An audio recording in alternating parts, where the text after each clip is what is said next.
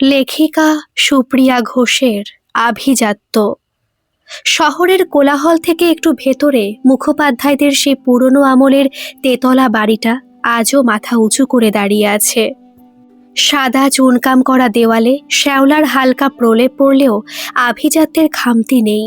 বাড়ির কর্তা অবিনাশবাবু গান পাগল মানুষ ছিলেন। তিনি গত হওয়ার পর সংসারের হাল এখন তার স্ত্রী সরোজিনী দেবীর হাতে। তার দুই ছেলে অনির্বাণ আর আকাশ। বড় ছেলে অনির্বাণ মস্ত বড় এক মাল্টিন্যাশনাল কোম্পানিতে উঁচু পদে কাজ করে। সারাদিন টাইকোট পরে ঘোরাঘুরি, মুখ খুললেই ইংরেজি বুলি। তার স্ত্রী সুচরিতাও কোনো অংশে কম নয়। নামী কলেজের ইংরেজি সাহিত্যের অধ্যাপিকা। তাদের জগৎটা ল্যাপটপ, কনফারেন্স আর দামি রেস্তোরাঁর খাবারে ঘেরা। অন্যদিকে ছোট ছেলে আকাশ বাবার মতোই একটু ভাবুক স্বভাবের। সে একটা ছোটখাটো ব্যবসা সামলায়। খুব বেশি আয় নেই তার, কিন্তু মায়ের প্রতি ভক্তি আর দায়িত্ববোধে সে এক চুলও নড়চড় করে না। আকাশের স্ত্রী মালবিকা একেবারেই মাটির মেয়ে। এক সাধারণ গ্রাম থেকে তাকে নিজের হাতে পছন্দ করে এনেছিলেন অবিনাশবাবু। মালবিকা লেখাপড়া খুব বেশি নয়, কিন্তু তার গলায় যেন সাক্ষাৎ মা সরস্বতী বাস করেন। শ্বশুরমশাই বলতেন, মালুর গানের সুর শুনলে মনের সব ধুলোবালি ধুয়ে যায়। সকাল 7টা বাজলেই মুখোপাধ্যায় বাড়িতে দুই রকম ছবি দেখা যায়। রান্নাঘরের একপাশে মালবিকা কপালে একটা ছোট্ট সিঁদুরের টিপ পরে উনুনে দুধ জাল দিচ্ছে, আর এক হাতে বর্দার জন্য আদা চা বানাচ্ছে। ঠিক তখনই সুচরিতা সিল্কের গাউন পরে রান্নাঘরে ঢোকে। তার হাতে একটা দামি কফির মগ। ছোট, আমার ব্ল্যাক কফিটা কিন্তু একদম চিনি ছাড়া হবে। আর শোন, আজ কিন্তু আমাদের লাঞ্চে বিশেষ কিছু করার দরকার নেই। আমি আর অনির্বাণ দুপুরে বাইরেই খেয়ে নেব। সুচরিতা বেশ আদেশের সুরে কথাগুলো বলে নিজের ঘরের দিকে পা বাড়ালো। মালবিকা মৃদুস্বরে উত্তর দিল, আচ্ছা দিদি ভাই, আমি মনে রাখব। সরোজিনী দেবী তখন বারান্দার নিজের ইজি চেয়ারে বসে ডাবের জল খাচ্ছিলেন। সুচরিতা অফিস যাওয়ার আগে শাশুড়ির কাছে গিয়ে বসল। ব্যাগ থেকে একটা সুন্দর মোড়ক বের করে বলল, মা, এই দেখুন, আপনার জন্য একটা দামি সিল্কের মেখলা চাদর এনেছি। কদিন আগে অনলাইনে দেখে আপনার কথা মনে হলো। এটা পরলে আপনাকে একদম রাজেশ্বরীর মতো লাগবে। সরোজিনী দেবীর চোখ দুটো আনন্দে চিকচিক করে উঠল। বড় বৌমা, তুমি আছো বলেই এই বুড়ো বয়সেও আমার এত শখ মেটে। আর ওই ছোটটা সারাদিন শুধু রান্নাঘরে খুন্তি নাড়ছে। কাজের লোক তো অনেক পাওয়া যায়, কিন্তু তোমার মতো এমন গুণবতী আর বুদ্ধিমতী বৌমা কজন পায়। মালবিকা তখন ঘর ঝাড়ু দিচ্ছিল। কথাগুলো তার কানে গেল। তার বুকটা একটু ফেটে গেলেও সে মুখ নিচু করে নিজের কাজ করে চলল। তার দোষ যে সে বড় বৌমার মতো দামে উপহার দিতে পারে না। তার বাপের বাড়ির অবস্থা খুব একটা ভালো নয়। দুপুর নাগাদ বাড়িতে একটা শোরগোল পড়ে গেল। সুচরিতার বাপের বাড়ি থেকে পুজোর আগাম তত্ত্ব এসেছে। 2টো গাড়ি ভর্তি করে ট্রলি ব্যাগ, ফলের ঝুড়ি আর দামি দামি মিষ্টির প্যাকেট। সুচরিতার বাবা ছিলেন বড় সরকারি অফিসার। তাদের প্রতিপত্তি আলাদা। সরোজিনী দেবী তত্ত্বের জিনিসগুলো সাজাতে সাজাতে মালবিকাকে ডেকে বললেন, দেখেছ ছোট বৌমা, একে বলে বংশের মান। সুচরিতার বাবা যা পাঠিয়েছেন তাই তল্লাটে কেউ চোখে দেখেনি। আর গতবার তোমার বাবা যখন এসেছিলেন, কি যেন একটা প্লাস্টিকের ব্যাগে করে চালের গুঁড়ো আর খেজুর গুড় নিয়ে এসেছিলেন না? ওগুলো আমি বাড়ির কাজের মাসিকে দিয়ে দিয়েছি। ওসব গেও জিনিস কি আর এ বাড়ির ডাইনিং টেবিলে রাখা যায়? মালবিকা মনে মনে ভাবল, তার বাবা নিজের হাতের চাষের ধানের চাল গুঁড়ো করে কত যত্ন করে পাঠিয়েছিলেন, যাতে মা ভালোবেসে পিঠে তৈরি করে খান। কিন্তু এ বাড়িতে আবেগের চেয়ে দামি মোড়কের দাম যে অনেক বেশি। আকাশ অফিস থেকে ফিরে যখন দেখল মালবিকা একা একা ঠাকুর ঘরের কোণে বসে গান গুনগুন করছে, সে বুঝতে পারল আজ আবার ওর মন খারাপ। আকাশ পাশে গিয়ে বসে শান্ত গলায় বলল, কি হয়েছে মালু? আবার মা কিছু বলেছে? মালবিকা দীর্ঘশ্বাস ফেলে বলল, আমার বাবা মা গরিব হতে পারে গো, কিন্তু তাদের ভালোবাসার তো কোনো খামতি নেই। মা কেন বারবার আমাকে আর আমার বাপের বাড়িকে তুচ্ছ করেন? আকাশ ওর মাথায় হাত রেখে বলল, ধৈর্য ধরো। বর্দার টাকা আর বৌদির ইংরেজি দিয়ে মায়ের চোখ এখন ধাঁধিয়ে আছে, কিন্তু হৃদয়ের আলো যে আলাদা জিনিস সেটা মা একদিন ঠিক বুঝতে পারবেন। সেই রাতেই অনির্বাণ আর সুচরিতা সরোজিনী দেবীর ঘরে গিয়ে বসলো। অনির্বাণ বলল, মা, সামনের মাসে আমাদের একটা বিশাল প্রজেক্ট আছে। 7 দিনের জন্য আমাদের শহরের বাইরে যেতে হবে। ভাবছি সুচরিতাকে নিয়ে যাব, ওরও একটু রিল্যাক্স হবে। সরোজিনী দেবী আহ্লাদে গদগদ হয়ে বললেন, যাও বাবা যাও, তোমরা বড় মানুষ, তোমাদের কাজের চাপ কত, আমি এখানে দিব্যি থাকবো। ছোট বউ তো আছেই, ও অন্তত সময় মতো আমাকে খাবার আর ওষুধটা তো দিতে পারবে। ওর তো আর বাইরে কোনো দায় দায়িত্ব নেই। সরোজিনী দেবী জানতেন না যে আভিজাত্যের গর্বে তিনি আজ ছোট বৌমাকে অবহেলা করছেন। সেই আভিজাত্যই একদিন তাকে মাঝপথে ফেলে চলে যাবে।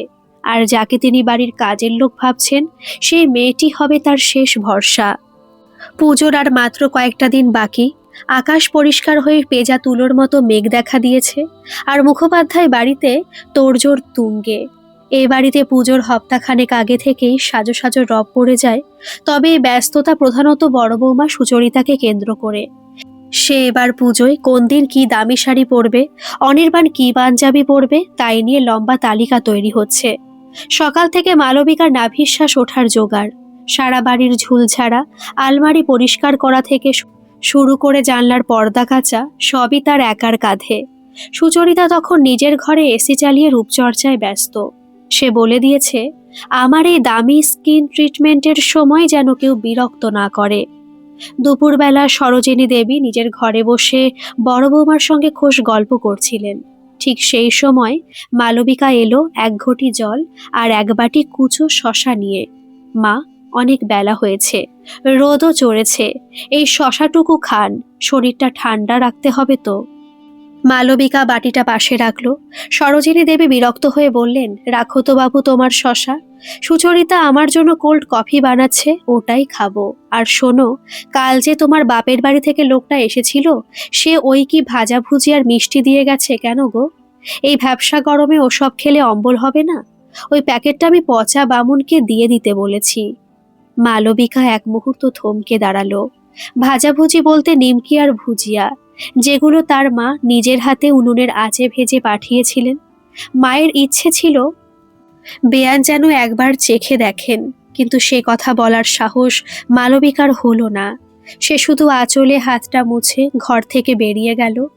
বিকেলে অনির্বাণ অফিস থেকে ফেরার সময় কয়েকটা মস্ত বড় বড় শপিং ব্যাগ নিয়ে এলো। বাড়িতে একটা উৎসবের মেজাজ তৈরি হলো। সোফার ওপর সব ছড়ানো হলো। সরোজিনী দেবী চশমাটা নাকে চড়িয়ে একে একে সব দেখতে লাগলেন। মা, এটা দেখুন, আপনার জন্য আসল তসর সিল্ক। আর অনির্বাণের জন্য এই ডিজাইনার কুর্তাটা মুম্বাই থেকে অর্ডার দিয়ে আনিয়েছি। সুচরিতা খুব গর্ব করে বলছিল। অনির্বাণ হাসি মুখে বলল, আর মা, তোমার জন্য একটা সোনার হার অর্ডার দিয়েছি, কাল দিয়ে যাবে। বড় বৌমার পছন্দ তো, দামটা একটু বেশিই পড়ল। সরোজিনী দেবী আহ্লাদে গদগদ হয়ে বললেন, টাকা তো হাতের ময়লা রে বাবা, তোদের এই বড় মনটাই আসল। বড় বৌমা যেমন শিক্ষিতা, তেমনিও জানে কিভাবে বড়দের সম্মান দিতে হয়। ঠিক সেই সময় আকাশ ফিরল। তার হাতে মাত্র একটি সাধারণ শাড়ির প্যাকেট। সে মায়ের কাছে গিয়ে একটু কুণ্ঠিত স্বরে বলল, মা, এই তাঁতের শাড়িটা তোমার জন্য এনেছি, ফুলিয়া থেকে এক বন্ধু এনে দিল, খুব আরামদায়ক হবে। সরোজিনী দেবী প্যাকেটটা ছুঁয়েও দেখলেন না। মুখটা একটু কুঁচকে বললেন, রাখো ওখানে, আমার আলমারিতে জায়গা নেই রে আকাশ। বড় বৌমা যা সব সিল্ক এনেছে সেগুলো রাখার পর তোর এই খসখসে তাঁত কোথায় রাখবো কে জানে। বরং ওটা তোর বউকেই দিয়ে দে, ও তো এসবই পরে সারাদিন। আকাশের মুখটা কালো হয়ে গেল। সে দেখল মালবিকা রান্নাঘরে দরজায় দাঁড়িয়ে সবটা দেখছে। মালবিকা এগিয়ে এসে আকাশের হাত থেকে প্যাকেটটা নিল আর ইশারায় ওকে শান্ত থাকতে বলল। রাত বাড়লে যখন বাড়ির সবাই ঘুমে আচ্ছন্ন, তখন হঠাৎ করে সরোজিনী দেবীর ঘর থেকে একটা যন্ত্রণার গোঙানি শোনা গেল। মালবিকা হালকা ঘুমেছিল, সেই প্রথম শুনতে পেল। সে দৌড়ে মায়ের ঘরে গেল। দেখল সরোজিনী দেবী বিছানায় শুয়ে হাঁপাচ্ছেন, বুকের কাজটা চেপে ধরে আছেন।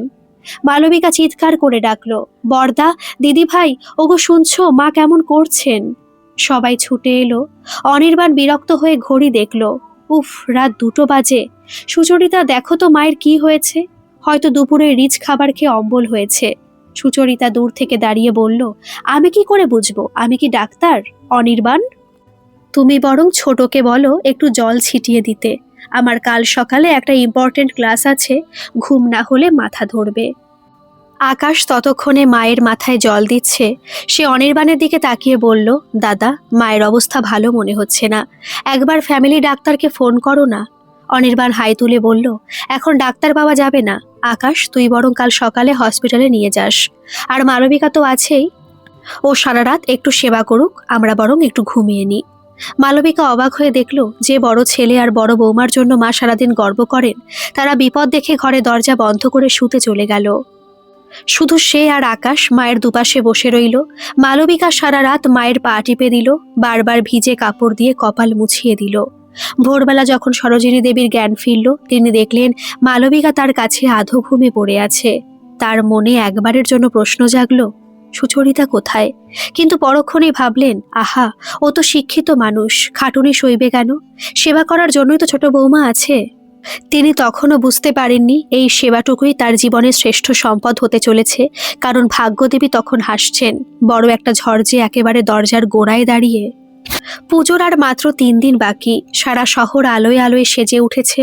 মুখোপাধ্যায় বাড়িতেও রং লেগেছে দরজায় দরজায়, কিন্তু সেই রঙের নিচে যে এক ফ্যাকাশে বাস্তব লুকিয়ে আছে, তা কেউ আগে বুঝতে পারেনি। ভোরবেলা থেকে সরোজিনী দেবীর শরীরটা আজ একদম ভালো নেই। কাল রাতের সেই হাঁপানির টানটা যেন আজ বুকের ভেতরে পাথরের মতো চেপে বসেছে। তিনি বিছানা ছেড়ে উঠতে পারছেন না। মালবিকা প্রতিদিনের মতো চায়ের কাপ হাতে ঘরে ঢুকে চমকে উঠল। দেখল শাশুড়ি মা সাদা চাদরটা জাপটে ধরে কাঁপছেন। মা, ও মা, কি হয়েছে আপনার? মালবিকা চায়ের কাপটা রেখেই ওর কপালে হাত দিল। গা একেবারে পুড়ে যাচ্ছে জ্বরে। ঠিক সেই সময় বড় বৌমা সুচরিতা তৈরি হয়ে ল্যাপটপ ব্যাগ হাতে ঘরে ঢুকলো। পরনে দামি সিল্কের কুর্তি, চোখে চশমা। সে ঘড়ি দেখে বিরক্তির সুরে বলল, উফ মা, আবার এই অসময়ে অসুস্থ হলেন? অনির্বাণ, শোনো, আমাদের তো আজ বিকেলের ফ্লাইট, প্যাক করা তো প্রায় শেষ। এখন এসব ঝামেলা হলে কি করে হবে? অনির্বাণ পাশের ঘর থেকে দাড়ি কাটতে কাটতে বেরিয়ে এলো। আয়নায় নিজের মুখটা দেখতে দেখতে নির্বিকার গলায় বলল, মা তো বরাবরই একটু হাইপোকন্ড্রিয়াক, হয়তো সামান্য জ্বর। ছোট বউ তো আছেই, ও একটু জলপট্টি দিক, আর ওই পাড়ার ডাক্তার চাটুর্যে মশাইকে একবার ডেকে নিক। আমাদের তো সিঙ্গাপুর যেতেই হবে, ওখানে তো আমাদের অনেক বড় প্রেজেন্টেশন আছে। মালবিকা অবাক হয়ে বর্দার দিকে তাকালো। তার চোখের কোণটা ভিজে এলো। সে আর্তস্বরে বলল, বর্দা, মায়ের যা গায়ের তাপ, তাতে তো মনে হচ্ছে বড় কোনো অসুখ। আপনারা একবার ডাক্তারবাবুর সাথে কথা বলবেন না? আমি তো বেশি কিছু বুঝি না। সুচরিতা ব্যাগটা কাঁধে তুলে নিয়ে বলল, দেখো মালবিকা, আমরা হচ্ছি প্রফেশনাল মানুষ, ইমোশন দিয়ে চললে আমাদের চলে না। আকাশকে বলো মাকে সামলাতে, আর হ্যাঁ, মাকে বলো আমরা কিন্তু টিকিট ক্যান্সেল করছি না, অনেক টাকা লোকসান হবে। বিকেলে যখন অনির্বাণ আর সুচরিতা দামি সুটকেস নিয়ে ট্যাক্সিতে উঠল, সরোজিনী দেবী তখন আচ্ছন্ন হয়ে বিছানায় পড়ে আছেন। তিনি একবার চোখ মেলে চেয়েছিলেন তার আদরের বড় বৌমাকে দেখার জন্য। সুচরিতা শুধু দূর থেকে হাত নেড়ে বলল, মা, সাবধানে থাকবেন। আমরা ফিরতি পথে আপনার জন্য দামি সুগন্ধি আর চকোলেট নিয়ে আসব। ট্যাক্সিটা বেরিয়ে যেতেই বাড়িটা এক নিমেষে ফাঁকা হয়ে গেল। শুধু পড়ে রইল এক অসুস্থ বৃদ্ধা আর তার 2 ব্রাত্য সন্তান, আকাশ আর মালবিকা। আকাশ অফিস থেকে ফেরার পথে ডাক্তার চাটুর্যে মশাইকে নিয়ে এলো। ডাক্তারবাবু দীর্ঘক্ষণ পরীক্ষা করে গম্ভীর মুখে বললেন, অবস্থা কিন্তু সুবিধে নয় আকাশ, হার্টের অবস্থা খুব দুর্বল, তার ওপর এই প্রবল জ্বর। নার্সিংহোমে ভর্তি করালে ভালো হতো, কিন্তু ওনার যা বয়স, তাতেই টানাটানি সইবে কিনা সন্দেহ। বাড়িতেই কড়া নজরে রাখতে হবে, ওষুধগুলো সময় মতো দিতে হবে, আর সারাক্ষণ মাথায় জলপট্টি দেওয়া দরকার। আকাশের পকেটের অবস্থা খুব একটা ভালো নয়। সে দুশ্চিন্তায় কপালে হাত দিয়ে বসলো। মালবিকা ওর কাঁধে হাত রেখে বলল, তুমি ভেবো না গো, আমার কাছে ওই বাপের বাড়ি দেওয়া কটা সোনার চুড়ি আছে, ওগুলো বেচে দাও, মায়ের চিকিৎসা যেন না আটকায়। সারা রাত ধরে চলল এক অসম লড়াই। মালবিকা এক মুহূর্তের জন্য চোখের পাতা এক করেনি। সে নিজের হাতে শাশুড়ির পা টিপে দিচ্ছে, বারবার কপাল মুছিয়ে দিচ্ছে। সরোজিনী দেবী জ্বরের ঘোরে বিড়বিড় করছেন, বড় বৌমা, ও বড় বৌমা, জল দাও। মালবিকা পরম মমতায় ওর মুখে চামচ দিয়ে জল দিয়ে বলল, আমি আছি তো মা, এই তো আমি মালু, একটু জল খেয়ে নিন। মাঝরাতের দিকে সরোজিনী দেবীর জ্ঞান একটু ফিরল। তিনি দেখলেন ঝাপসা চোখেও মালবিকা তার পায়ের কাছে বসে একমনে সেবা করছে। পাশে আকাশ মেঝেতে বসে হাত পাখা দিয়ে বাতাস করছে। অথচ যে বড় ছেলের জন্য তিনি সারা জীবন উজাড় করে দিয়েছেন। যে বড় বৌমাকে তিনি রাজনারী করে রেখেছেন, তাদের ঘরের দরজা বন্ধ। তারা এখন মাঝ আকাশে বা সুদূর বিদেশের কোনো বিলাসবহুল হোটেলে। মালবিকা শাশুড়ি মায়ের মাথায় পরম যত্নে হাত বুলিয়ে দিচ্ছেন। সরোজিনী দেবীর চোখের কোণ দিয়ে এক ফোঁটা জল গড়িয়ে পড়ল। তিনি অনুভব করলেন, শিক্ষার ডিগ্রি আর টাকার পাহাড় দিয়ে মানুষের মন কেনা যায় না। যে মেকি আভিজাত্যকে তিনি আঁকড়ে ধরেছিলেন, তা আজ বিপদের দিনে খড়কুটোর মতো ভেসে গেছে। পরদিন সকালে আকাশ অনির্বাণকে ফোন করার চেষ্টা করল, কিন্তু ফোন বারবার পরিষেবা সীমার বাইরে বলছিল। অনির্বাণরা হয়তো তখন সিঙ্গাপুরের কোনো শপিং মলে ব্যস্ত। মালবিকা কিন্তু এক মনে মায়ের হাত ধরে বসে রইল। তার মনে কোনো ঘৃণা নেই, কোনো অভিযোগ নেই। সে জানে এটাই তার ধর্ম। বিসর্জনের বাদ্যি বাজতে আর দেরি নেই। বাইরে ঢাকের শব্দ শোনা যাচ্ছে, কিন্তু মুখোপাধ্যায় বাড়ির অন্তর্মহল আজ এক গভীর নিস্তব্ধতায় ঢাকা। দোতলার সেই বিশাল ঘরটা, যেখানে একসময় দামি পারফিউমের গন্ধ ম করত, আজ সেখানে শুধু কড়া ওষুধের আর ডেটলের গন্ধ। সরোজিনী দেবী আজ 3 দিন হলো বিছানায় শয্যাশায়ী। জ্বরের ঘরে তিনি বারবার ভুল বকছেন। তার সেই চশমার কাচটা ধুলো পড়ে ঘোলাটে হয়ে গেছে, ঠিক যেমন তার মনের বিচারও একদিন ঘোলাটে হয়ে গিয়েছিল। মালবিকা এক মুহূর্তের জন্য ঘর থেকে নড়েনি। তার চোখের নিচে কালি পড়েছে, খোপাটা আলগা হয়ে পিঠে ঝুলছে। পরনের সাধারণ সুতির শাড়িটা ঘামে আর চোখের জলে ভেজা। মা, একটু ডাবের জল খাবেন? ডাক্তারবাবু বলেছেন পেটটা ঠান্ডা রাখা খুব দরকার। মালবিকা খুব সন্তর্পণে শাশুড়ির মাথাটা তুলে ধরল। সরোজিনী দেবী অস্ফুট স্বরে বললেন, অনির্বাণ, অনির্বাণ কি এসেছে রে? বড় বৌমা কোথায়? মালবিকার বুকটা ফেটে যাচ্ছিল। সে মিথ্যে বলে সান্ত্বনা দিতে পারল না। সে শুধু ম্লান হেসে বলল, ওরা তো বিদেশে মা, ফিরতে একটু দেরি হবে। আমি তো আছি আপনার পাশে, ভয় কি? ঠিক সেই সময় আকাশ ঘরে ঢুকলো। তার হাতে কয়েকটা ওষুধের ফাইল আর একটা বিল। আকাশের মুখটা খুব শুকনো। সে মালবিকাকে একপাশে ডেকে ফিসফিস করে বলল, মালু, ওষুধের দাম যা বেড়েছে, পকেটে যা ছিল সব শেষ। বরদাকে কতবার ফোন করার চেষ্টা করলাম, কিন্তু ওদের ফোন তো সবসময় আনরিচেবল। মেসেজ পাঠিয়েছি, সিন করে রেখে দিয়েছে, কিন্তু একটা রিপ্লাইও দেয়নি। মালবিকা নিজের হাত থেকে সে সোনার বালাটা খুলে আকাশের হাতে দিয়ে বলল, তুমি এটা নিয়ে বড় বাজারে চলে যাও। ওটা দিয়ে যা হবে, মায়ের বাকি ওষুধ আর পথ্য নিয়ে এসো। মেজাজ দেখিও না গো। মা সুস্থ হয়ে উঠুক, এটাই আমাদের বড় পাওয়া। আকাশের চোখে জল চলে এলো। সে ভাবল, যে বৌমার বাপের বাড়ির দেওয়া বাতাসা আর মুড়ি মা নর্দমায় ফেলে দিতে চেয়েছিলেন, আজ সেই বৌমার বাপের বাড়ি দেওয়া শেষ গয়নাটাই মায়ের প্রাণ বাঁচাতে কাজে লাগছে। পরদিন সকালে ডাক্তার চাটুজ্জে এসে অবাক হয়ে গেলেন। তিনি পরীক্ষা করে বললেন, আকাশ, তোমার মায়ের অবস্থা যা ছিল, তাতে বড় কোনো নার্সিংহোমে না নিয়ে গেলে বাঁচানো দায় ছিল। কিন্তু ছোট বৌমার এই দিনরাতের সেবা যেন অলৌকিক কাজ করেছে। অক্সিজেন স্যাচুরেশন বাড়ছে, জ্বরটাও বেড়েছে। এই লড়াইটা তোমরা জিতে গিয়েছো। সরোজিনী দেবী তখন আধা জাগরণে সব শুনছিলেন। তার কানে যাচ্ছিল ডাক্তারবাবুর প্রশংসা আর মালবিকার শান্ত গলার কথা। তিনি মনে মনে ভাবছিলেন, কই, সুচরিতা তো একবারও ফোন করে খোঁজ নিল না। সে তো কত শিক্ষিত, কত আধুনিক। ইন্টারনেটে তো কত কি দেখা যায়। সে কি একবারও দেখতে পারতো না তার কি অসুখ হয়েছে? ঠিক সেই সময় হঠাৎ নিচে একটা গাড়ির আওয়াজ পাওয়া গেল। অনির্বাণ আর সুচরিতা সিঙ্গাপুর থেকে ফিরেছে। তাদের হাতে দামি ট্রলি ব্যাগ, চোখে সানগ্লাস। সুচরিতা হন্তদন্ত হয়ে ঘরে ঢুকেই নাকে রুমাল চাপা দিল। উফ, কি বিদঘুটে ওষুধের গন্ধ এ ঘরে। মালবিকা, জানলাগুলো সব বন্ধ করে রেখেছো কেন? আর মায়ের গায়ে এসব কি পুরনো কাপড় পরিয়েছ? আমি তো কত দামি নাইটি রেখে গিয়েছিলাম। সুচরিতা বেশ বিরক্তির সুরে বলল। অনির্বাণ বিছানার পাশে এসে একবার দাঁড়ালো। মায়ের কপালে হাত দিয়ে বলল, হ্যাঁ, জ্বর তো কমেছে দেখছি। আকাশ, তুই অকারণে এত মেসেজ পাঠিয়ে আমাদের ট্রিপটা প্যানিক করে দিচ্ছিলি। আমরা ওখানে কত বিজি ছিলাম জানিস? যাই হোক, মা যখন সুস্থই আছেন, তখন আমরা একটু ফ্রেশ হয়ে আসি। উফ, জার্নিটা খুব টায়ারিং ছিল। সরোজিনী দেবী চোখ খুললেন। তিনি দেখলেন সুচরিতা তার জন্য একটা দামি চকোলেটের বাক্স আর একটা বিদেশি পারফিউমের শিশি বিছানার পাশে রাখলো। সুচরিতা বলল, দেখুন মা, আপনার জন্য কি এনেছি, এটা মাখলে সারা শরীর গন্ধে ম ম করবে। সরোজিনী দেবী শান্ত গলায় বললেন, ওটা ওখানেই থাক বড় বৌমা। গন্ধ তো অনেক নিলাম, কিন্তু এই কদিন এই ঘরে যে পচানি আর মলের গন্ধ ছিল, তাতে তোমরা কেউ তো নাকে রুমাল না দিয়ে আসতে পারতে না। ছোট বৌমা কিন্তু সেই গন্ধে একবারও নাকে রুমাল দেয়নি। ও নিজের হাতে আমার সব নোংরা পরিষ্কার করেছে। অনির্বাণ আর সুচরিতা একে অপরের দিকে তাকালো। অনির্বাণ কাচুমাচু হয়ে বলল, মা, আমাদের তো প্রফেশনাল লাইফ, আমরা তো ওসব ট্রেনিং নিইনি। সরোজিনী দেবী একটা দীর্ঘশ্বাস ফেলে দেওয়ালের দিকে মুখ ফেরালেন। তার মনে হলো এই কদিন তিনি যমরাজের সাথে লড়ছিলেন না, তিনি আসলে নিজের ভুল ধারণার সাথে লড়ছিলেন। তিনি বুঝতে পারলেন যে হিরে তিনি চিনতে পারেননি, সেই হিরেই আজ তাকে যমরাজের হাত থেকে ফিরিয়ে এনেছে। বিজয়া দশমীর সকাল, চারিদিকে বিসর্জনের সুর বাজছে। মুখোপাধ্যায় বাড়ির বড় হলঘরে আজ এক অদ্ভুত নিস্তব্ধতা। গত কয়েকদিনের ঝড়ে বাড়ির পরিবেশটা যেন অনেকটা বদলে গেছে। সরোজিনী দেবী আজ অনেকদিন পর বিছানা ছেড়ে উঠেছেন। শরীরটা এখনো দুর্বল, কিন্তু তার চোখের দৃষ্টি আজ অনেক বেশি পরিষ্কার। বড় ছেলে অনির্বাণ আর বড় বৌমা সুচরিতা তখন নিজেদের ঘরে প্যাকিং করতে ব্যস্ত।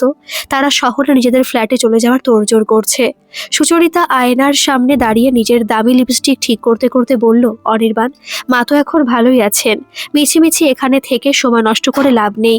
কাল থেকে আমার কলেজের সেমিনার শুরু, আর ছোট বউ তো আছেই, ও তো আর বাইরে বেরোয় না, ওই বাকিটা সামলে নেবে। অনির্বাণ ড্রেসিং টেবিলের ওপর থেকে নিজের গোল্ড চেইনটা পরতে পরতে বলল, ঠিক বলেছ, মার জন্য কিছু দামি ফল আর প্রোটিন পাউডার আনিয়ে দিয়েছি, ওতেই কাজ হবে। চলো একবার মার ঘর থেকে ঘুরে আসি। ওদিকে নিচে রান্নাঘরে মালবিকা তখন বিজয়ার নাড়ু আর নিমকি বানাচ্ছিল। তার চোখে ঘুমের ঘোর তখনও কাটেনি, কিন্তু মুখে এক চিলতে তৃপ্তির হাসি। মা সুস্থ হয়ে উঠেছেন, এটাই তার কাছে বড় পাওয়া। আকাশ পাশেই বসে ওকে সাহায্য করছিল। মালু, তুমি কি জানো তোমার সেই সোনার বালা দুটো আজ ছাড়িয়ে এনেছি? আকাশ পকেট থেকে একটা ছোট প্যাকেট বের করলো। মালবিকা অবাক হয়ে বলল, সে কি, অত টাকা কোথায় পেলে? আকাশ হাসলো, বড়দা কিছু টাকা দিয়েছে যাওয়ার আগে। যদিও ওটা ওদের সিঙ্গাপুর ট্রিপের খরচের তুলনায় নস্যি, তবু ওটা দিয়ে তোমার গয়নাটা ফিরিয়ে আনলাম। মা জানলে খুব খুশি হবেন। ঠিক সেই সময় ওপরতলা থেকে সরোজিনী দেবীর ডাক এলো, সবাই একবার আমার ঘরে এসো তো। সবাই গিয়ে হাজির হলো মায়ের ঘরে। সরোজিনী দেবী খাটের ওপর সোজা হয়ে বসে আছেন। তার সামনে টিপয়ের ওপর সাজানো সুচরিতার আনা সেই দামি চকোলেট, পারফিউম আর বিদেশি ক্রিম। সুচরিতা হাসি মুখে ঘরে ঢুকলো। মা, আমরা বেরোচ্ছি, শরীরটা সাবধানে রাখবেন, আর এই যে প্রোটিন পাউডারটা রেখে গেলাম, ওটা রোজ দুবেলা খাবেন। আমরা আবার পরে এসে দেখে যাব। সরোজিনী দেবী শান্ত গলায় বললেন, বসো বড় বৌমা, একটু সময় দিয়ে যাও আমায়। অনির্বাণ, তুইও বস। অনির্বাণ ঘড়ি দেখে বলল, মা, দেরি হয়ে যাচ্ছে তো। একটু দেরি হলে খুব একটা ক্ষতি হবে না রে। সরোজিনী দেবীর গলায় আজ এক কঠিন গাম্ভীর্য। তিনি মালবিকাকে ডাকলেন, ছোট বৌমা, তুই এদিকে আয় তো মা। মালবিকা কুণ্ঠিত হয়ে পাশে গিয়ে দাঁড়ালো। সরোজিনী দেবী হঠাৎ মালবিকার সেই রুক্ষ খসখসে হাতটা নিজের দুই হাতের মুঠোয় নিলেন। তারপর সুচরিতার দিকে তাকিয়ে বললেন, বড় বৌমা, তুমি অনেক পড়াশোনা করেছো, বড় বড় ডিগ্রি তোমার, কিন্তু একটা কথা বলো তো, বিপদে পড়লে মানুষ কি দামি পারফিউম মেখে সুস্থ হয়, নাকি একটু জলের স্পর্শে? সুচরিতা হকচকিয়ে গেল। সে কি মা, আমি তো আপনার জন্য কত দামি জিনিস আনলাম। হ্যাঁ এনেছো, কিন্তু আমার যখন প্রাণ যায় যায় অবস্থা, যখন আমি নিজের মলমূত্রের ওপর অসহায়ের মতো পড়েছিলাম, তখন তোমার ওই দামি সিল্কের শাড়ি নষ্ট হওয়ার ভয়ে তুমি ঘরেও ঢোকোনি। অনির্বাণ, তুই যে রক্তের সম্পর্কে দোহাই দিস, তুই তো একবার আমার কপালে হাত দিয়ে দেখলি না জ্বরটা কতটা? তোদের কাছে আমার জীবনের চেয়ে তোদের অফিসের প্রেজেন্টেশন আর সিঙ্গাপুরের ট্রিপ বড় হলো। অনির্বাণ মাথা নিচু করে রইল। সুচরিতা তুতলিয়ে বলল, মা, আমরা তো ডাক্তার নই। ডাক্তার হতে হয় না রে, মানুষ হতে হয়। সরোজিনী দেবী মালবিকার দিকে তাকিয়ে চোখে জল নিয়ে বললেন, এই যে ছোট বৌমা, যাকে আমি গেও বলে সারা জীবন তুচ্ছ করেছি, যার বাপের বাড়ির সামান্য উপহার আমি কাজের মাসিকে দিয়ে দিয়েছি, সেই মেয়েটা নিজের বাপের বাড়ি দেওয়া সে সম্বলটুকু বেচে দিয়ে আমার চিকিৎসা করিয়েছে, নিজের হাতে আমার নোংরা পরিষ্কার করেছে, রাত জেগে আমার মাথায় জল ঢেলেছে। আজ আমি বুঝতে পারছি, শিক্ষা মানে শুধু ইংরেজি বলা নয়, শিক্ষা মানে হলো পরকে আপন করে নেওয়া। সরোজিনী দেবী আলমারি খুলে একটা পুরনো কাঠের বাক্স বের করলেন। এটা এবাড়ির বংশ পরম্পরায় আসা গয়নার বাক্স। তিনি বাক্সটা খুলে হিরে বসানো একটা হার বের করলেন, যেটা তিনি সুচরিতাকে দেবেন বলে ভেবে রেখেছিলেন। সবাই ভাবলো হারটা সুচরিতার দিকে এগোবে, কিন্তু সরোজিনী দেবী সেটা মালবিকার গলায় পরিয়ে দিলেন। মা, ও মা, এটা কি করছেন আপনি? আমি তো এসবের যোগ্য নই। মালবিকা আর্তনাদ করে উঠল। সরোজিনী দেবী দৃঢ়স্বরে বললেন, তুই এটার একমাত্র যোগ্য রে মা। তুই এবারই শুধু ছোট বউ নোস, তুই এবারই লক্ষ্মী। আর বড় বৌমা, তুমি শিক্ষিতা হতে পারো কিন্তু দীক্ষিতা হতে পারোনি। মানুষের মন চিনতে বড় বড় ডিগ্রির দরকার হয় না, একটা বড় হৃদয়ের দরকার হয়। অনির্বাণ আর সুচরিতা সেদিন ঘর থেকে বেরোনোর সময় একবারের জন্য পেছন ফিরে তাকাতে পারল না। তাদের লজ্জায় মাথা নিচু হয়ে গিয়েছিল। আর মালবিকা, সে তখন শাশুড়ি মায়ের পায়ের ধুলো নিয়ে তার কোলেই মাথা রেখেছে। মুখোপাধ্যায় বাড়ির সেই পুরনো উঠোনে তখন বিসর্জনের বাজনা দূরে মিলিয়ে যাচ্ছে, কিন্তু এক নতুন সূচনার আলো এসে পড়েছে সেই পুরনো দালানে। বিজয়া দশমীর সেই ঘটনার পর মুখোপাধ্যায় বাড়িতে একটা অদ্ভুত শান্ত ভাব নেমে এসেছে। বড় ছেলে আর বড় বৌমা কলকাতায় তাদের ফ্ল্যাটে ফিরে গেছেন ঠিকই, কিন্তু যাওয়ার সময় তাদের সেই দর্প আর আভিজাত্যের অহংকার চূর্ণ বিচূর্ণ হয়ে গেছে। সুচরিতা গাড়িতে ওঠার সময় একবারও মালবিকার চোখের দিকে তাকাতে পারেনি। যে মালবিকাকে সে এতদিন কাজের মেয়ের মতো তুচ্ছ তাচ্ছিল্য করত, আজ সেই মেয়েটির আত্মত্যাগ তাকে আয়নার সামনে দাঁড় করিয়ে দিয়েছে। বাড়িতে এখন শুধু চারজন: সরোজিনী দেবী, আকাশ, মালবিকা আর তাদের ছোট্ট ছেলে বাবাই। বাড়ির পরিবেশটা এখন আর আগের মতো থমথমে নেই। সরোজিনী দেবী এখন অনেকটাই সুস্থ, তবে তার স্বভাবটা বদলে গেছে আমূল। আগে তিনি সারাদিন বড় বৌমার গুণগানে পঞ্চমুখ থাকতেন, আর এখন মালবিকাকে এক মুহূর্ত চোখের আড়াল করতে পারেন না। সকালবেলা সরোজিনী দেবী বারান্দায় বসে রোদ পোহাচ্ছিলেন। মালবিকা এক বাটি মুড়ি আর একটু নারকেল নাড়ু নিয়ে এলো। মা, এই নিন। বাবা এবার গ্রাম থেকে আসার সময় এই নাড়ুগুলো আপনার জন্যই পাঠিয়েছিলেন। তখন তো খেতে পারেননি, আজ একটু চেখে দেখুন, মালবিকা শান্ত স্বরে বলল। সরোজিনী দেবী নাড়ুটা মুখে দিয়ে চোখ বুজলেন। জানিস মালু, এই নাড়ুর স্বাদটা ঠিক যেন আমার মায়ের হাতের মতো। আমি কত বড় ভুল করেছিলাম রে, শুধু দামি মোড়ক দেখে বিচার করেছি, ভেতরের ভালোবাসাটা দেখতে পাইনি। তোর বাবা মা আমায় ক্ষমা করবেন তোরে? মালবিকা শাশুড়ির হাতটা ধরে বলল। কি যে বলেন মা, বাবা মায়ের ওপর কি সন্তানরা রাগ করে? আপনি ভালো আছেন, এটাই আমাদের পরম সুখ। কয়েক মাস কেটে গেল। একদিন হঠাৎ দুপুরে অনির্বাণ একাই বাড়িতে এলো। তার মুখটা খুব শুকনো, চোখে মুখে ক্লান্তির ছাপ। সুচরিতা আসেনি। সরোজিনী দেবী অবাক হয়ে বললেন, কি রে খোকা, হঠাৎ একা যে? বড় বৌমা কোথায়? অনির্বাণ মায়ের পায়ের কাছে মেঝেতে বসে পড়ল। মা, সুচরিতা আসতে চাইল না। আসলে ওর খুব লজ্জা লাগছে। ও আমায় বলল, আমি তো শিক্ষিত হয়ে অশিক্ষিতের মতো কাজ করেছি, মার সামনে দাঁড়াবো কোন মুখে? মা, আমাদের ভুল হয়ে গেছে। আমাদের টাকার গরম আর দেমাক আমাদের অন্ধ করে দিয়েছিল। সরোজিনী দেবী অনির্বাণের মাথায় হাত বুলিয়ে দিলেন। দেরিতে হলেও যে বুঝেছিস, এটাই অনেক। দেখ খোকা, পড়াশোনা করলে মানুষ হওয়া যায় না, মানুষের আসল পরিচয় তার মনে। সুচরিতাকে বলিস বাড়িটা ওরও, মনটা পরিষ্কার করে ও যেন একদিন আসে। সেই দিন বিকেলেই বাড়িতে একটা বিশেষ আয়োজন করা হলো। পাড়ার লোকজনকে ডাকা হয়েছে। সরোজিনী দেবী নিজের উদ্যোগ নিয়ে মালবিকার গানের আসর বসিয়েছেন। বাড়ির সেই বড় হলঘরটা, যেখানে আগে শুধু ইংরেজি গানের রেকর্ড বাজত, আজ সেখানে মালবিকার সুরেলা কণ্ঠ প্রতিধ্বনিত হচ্ছে। মালবিকা হারমোনিয়াম নিয়ে বসেছে। তার পরনে সেই সাধারণ তাঁতের শাড়ি, কিন্তু গলায় সেই হীরের হারটা আজ এক অন্য জ্যোতি ছড়াচ্ছে। সে গান ধরল। পুরো ঘর নিস্তব্ধ হয়ে সেই গান শুনছে। অনির্বাণ এক কোণে দাঁড়িয়ে দেখছিল। যাকে তারা অবহেলা করেছিল, সেই মেয়েটির সুর আজ পুরো বাড়িটাকে যেন পবিত্র করে তুলেছে। আকাশ তৃপ্তির হাসি হাসছিল। সে জানতো সত্যের জয় একদিন হবেই। অনুষ্ঠান শেষে সরোজিনী দেবী সবার সামনে ঘোষণা করলেন, আজ থেকে এই বাড়ির সব দায়িত্ব আমি আমার ছোট বৌমার হাতে তুলে দিলাম। ও শুধু গান গাইতে জানে না, ও জানে কিভাবে একটা ভাঙা সংসারকে সুর দিয়ে জুড়ে রাখতে হয়। শিক্ষিত বৌমা আমি অনেক দেখেছি, কিন্তু মানুষের মতো মানুষ আমি আমার ঘরেই পেয়েছি। রাত বাড়লে যখন সবাই শুতে গেছে, সরোজিনী দেবী মালবিকাকে নিজের ঘরে ডাকলেন। আলমারি থেকে একটা পুরনো খাতা বের করে দিলেন। এটা তোর শ্বশুরমশাইয়ের গানের ডায়েরি রে মালু। তিনি বলতেন, সুর যে বোঝে সে ঈশ্বরকে চেনে। আজ থেকে এই ডায়েরি তোর। তুই শুধু এ বাড়ির বউ হয়ে থাকিস না, তুই বড় শিল্পী হ। আমি তোকে সাহায্য করব। মালবিকা শাশুড়ির কোলে মাথা রেখে ডুকরে কেঁদে উঠল। এই চোখের জল দুঃখের নয়, এ হলো এক পরম প্রাপ্তির। মালবিকার শ্বশুরবাড়ির সে পুরনো ভিটে আজ আর কোনো ভেদাভেদ নেই। দামি উপহারের চেয়েও আজ সেখানে বেশি দাম পায় এক বাটি মুড়ি আর এক বুক ভালোবাসা। গল্পটি কেমন লাগলো অবশ্যই কমেন্ট করে জানাবেন, আর ভালো লাগলে একটা সাবস্ক্রাইব করে আমার পাশে থাকবেন। ধন্যবাদ।